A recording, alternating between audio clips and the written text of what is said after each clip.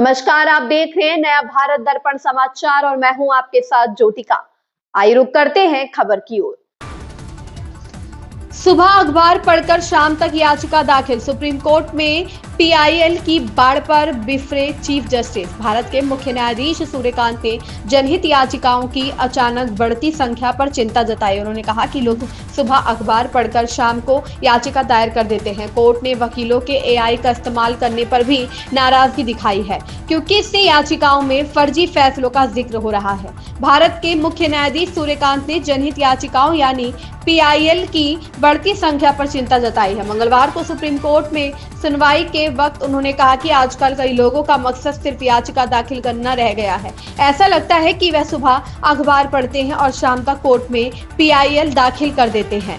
Live law की report के मुताबिक सीजेआई ने कहा कि कुछ लोगों का यह एजेंडा बन गया है। उन्होंने कहा कि हम देख रहे हैं कि पीआईएल की संख्या बहुत तेजी से बढ़ रही है। इससे पहले साल 2022 में भी सुप्रीम कोर्ट ने तेजी से बढ़ती याचिकाओं पर टिप्पणी की थी। तब अदालत ने कहा था कि इनमें से कई याचिकाओं का जनता की भलाई से कोई लेना देना नहीं होता, यह या तो खुद के प्रचार के लिए होती है या निजी फायदे के लिए। कोर्ट ने कहा था कि ऐसी फालतू याचिकाओं से अदालत का कीमती समय बर्बाद होता है। समय का इस्तेमाल जरूरी और गंभीर मुद्दों पर हो सकता है। कोर्ट ने यह भी कहा था कि ऐसी याचिकाओं को शुरू में ही खारिज कर देना चाहिए ताकि बड़े जनहित में होने वाले विकास कार्यों में रुकावट न आए।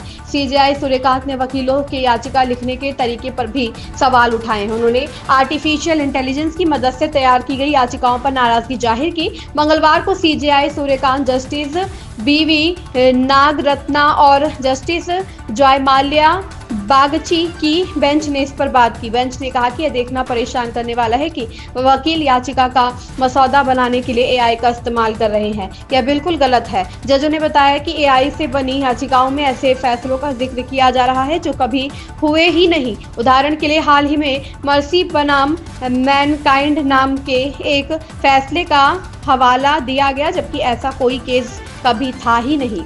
इस खबर में बस इतना ही। बने रहिए नया भारत दर्पण समाचार के साथ।